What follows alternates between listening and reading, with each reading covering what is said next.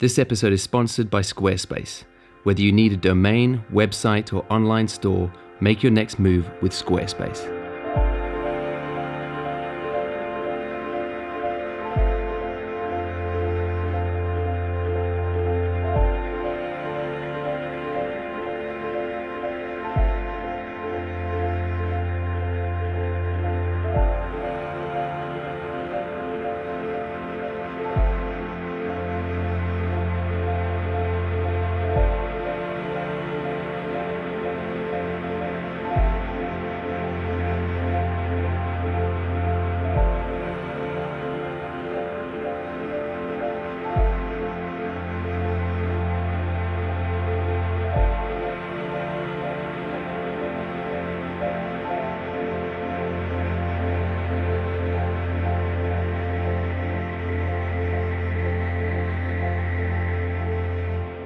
How often have you just felt stuck in a rut with the things that you make? I mean, maybe you're there right now. I think everybody, any maker of things, whether you're a photographer, a filmmaker, a writer or a painter, at some point in your journey, you just feel like you're stalled and like your work is starting to stagnate. Well, I've learned something about myself over the last couple of years that's helped me to identify why I get stuck in these creative ruts so often and what I can do to get myself out of them. So I thought I'd make this video to share some of that advice with you in the hope that it helps you if you feel similarly stuck.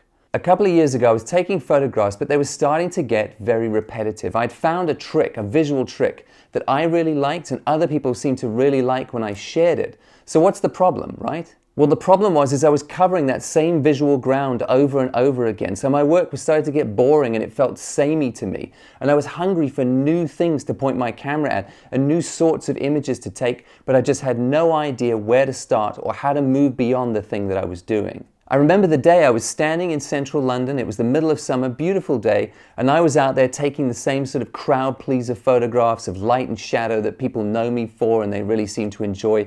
But I was just feeling like I was repeating myself. I was stuck in a rut of my own making, and I felt guilty for milking a trick I knew worked when I knew that I wanted more from my photography. It's not that I don't like that sort of photography, I really do. That's why I put it out into the world, and I'll probably shoot a lot more of it going forwards. But the problem was, one, that I felt like it was just very one note. I was only doing that one sort of photography. And two, it wasn't a challenge anymore. I knew how to do it on any sunny day. It wasn't difficult to do, and I didn't feel stretched as a photographer.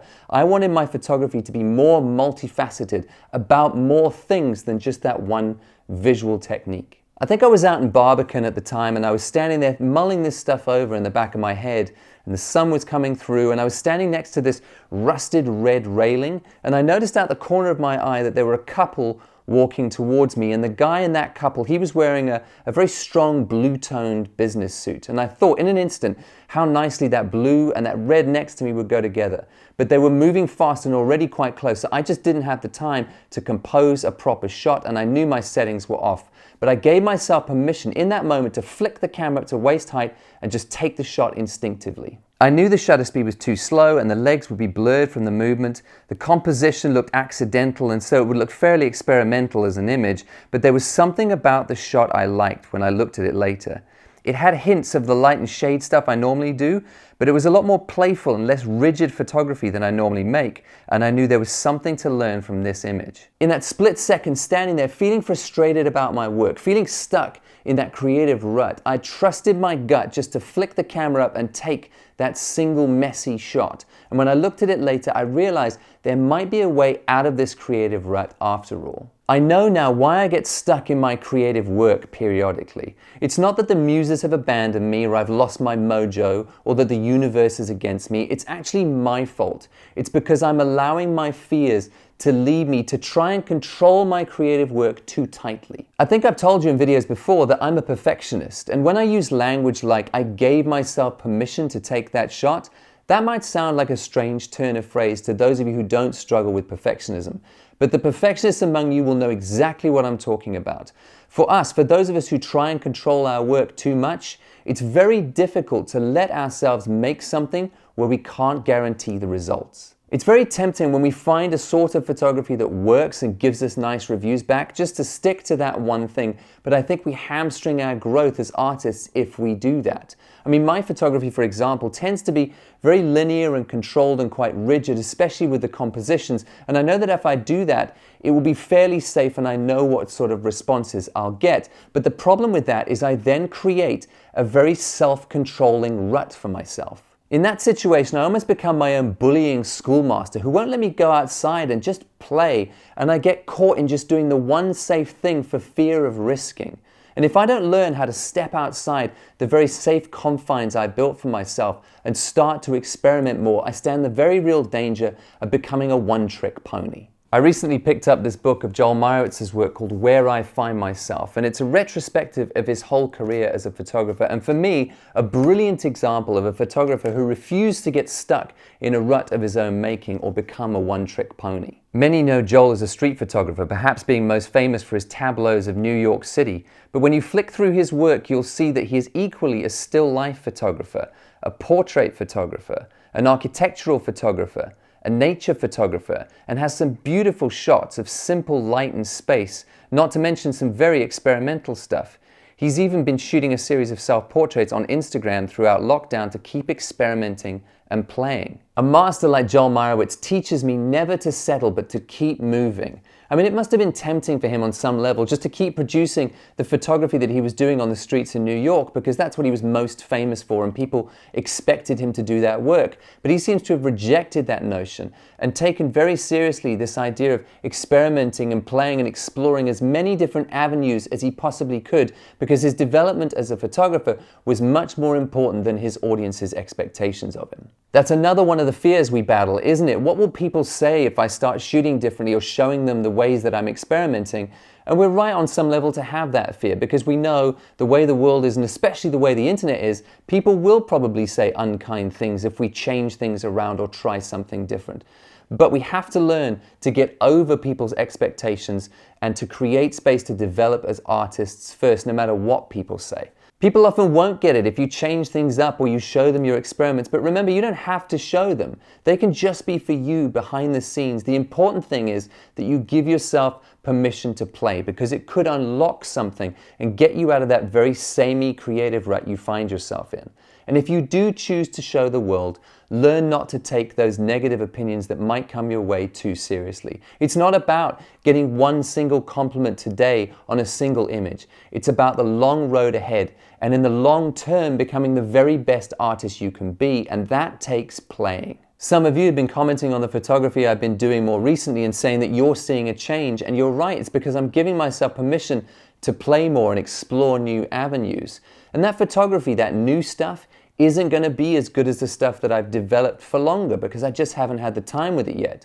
But as my friend Ibarionex Perello says, when you start something new, you have to embrace the suck. And it doesn't matter if it's not as good at the start, it will get good, and then it will add a new facet to what I do if I just trust my gut and I let myself shoot more intuitively to get myself out of that creative rut. So if you find yourself just creating the same sort of work over and over again and you're getting frustrated with yourself and bored of your own work, it's time to trust your gut, to start shooting more intuitively like I did with that one photograph, to put away the well-worn bag of tricks and to let yourself make things just because you respond to them, even if you don't understand why yet. The more cautious among you will likely want to neatly conceptualize a new style before you start to shoot in that fashion, but I don't think that's how it works at all.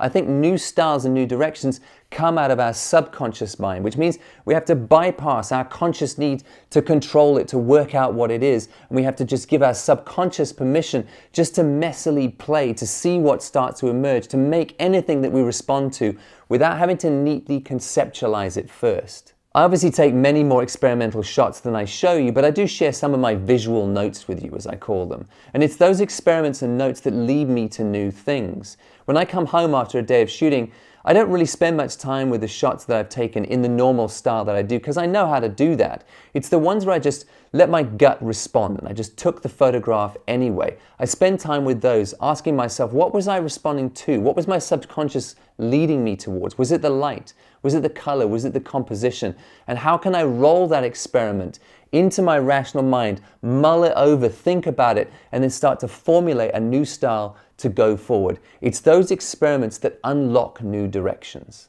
It has to start with trusting your gut when you're out there taking photographs or making that thing, whatever it is for you. Don't worry about whether it works yet. Just does it feel right? If it does, give yourself permission to act on intuition, to act on impulse, to let your subconscious take the lead role, to make a mess, because I promise you if you do, and you make that thing anyway, that you take that shot anyway, you spend your time looking at it later and asking yourself, what was your subconscious leading you towards? It will give you a direction out of the rut you've made for yourself. There are lots of practical ways you can subvert your conscious mind so you can let your subconscious take over and allow your gut to lead you more.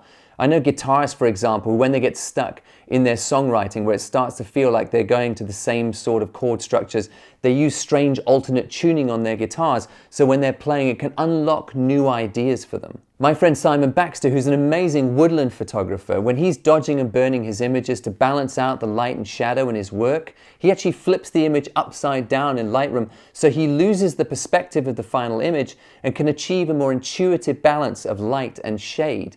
I'll leave a link to his channel down below so you can check him out. I have a friend who's an amazing architect, and when he's doing drawings of a building and he's using that semi-translucent architect's paper, he actually flips it over and upside down. So he's looking at the building upside down and back to front, and he says it's so that he can feel what the shape looks like without the context. And at that stage, it's more about intuition than rationality. I know stand-up comedians who have brilliant bits and stories that they end their sets with because they know it brings the house down every time. But because they don't want to get stuck in a rut and they don't want to rely on that one trick, they'll then take that story and put it at the beginning of their set, and they'll take weaker material from the middle and put it at the end because they trust their gut.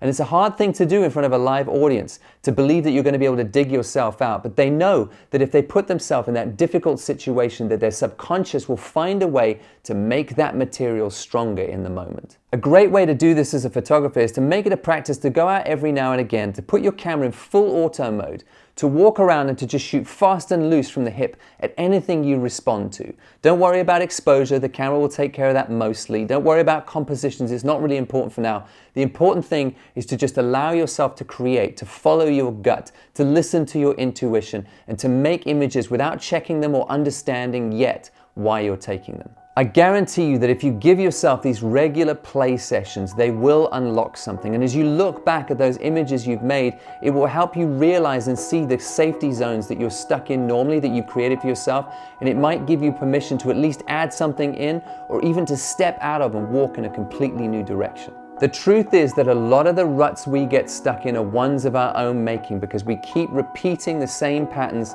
digging down deeper, too scared to risk any wider than the one trick we found. The only way to get out is to be brave enough to try brand new things, even if we have no control over them or no guarantees of the outcome. Personally, I know I can lean too much on the rational side, and I need to constantly remind myself to create space to play, to make things that just feel right, even if I don't understand why. And if you're anything like me, I promise you, if you're feeling stuck, the answer will be to make a good mess and see what it unlocks in you. Thanks again to Squarespace for sponsoring this episode. If you need a new website or a domain, they're a fantastic option. I've used them myself for all my online work for close to a decade now, long before they were a sponsor on this channel. When it came to a website, I wanted something very clean and minimalist and modern that would make my images look great, but I wanted to run it myself because I knew I'd constantly be wanting to make changes, but I don't have a lot of web coding experience. So Squarespace was the perfect choice because their backend is super easy to use. I just picked the template that felt right for my work, and then it's just a case of clicking and dragging in images and text and forms and even a store, and it couldn't be simpler. Start your free trial today at squarespace.com and go to squarespace.com/Sean Tucker to get 10% off your first purchase.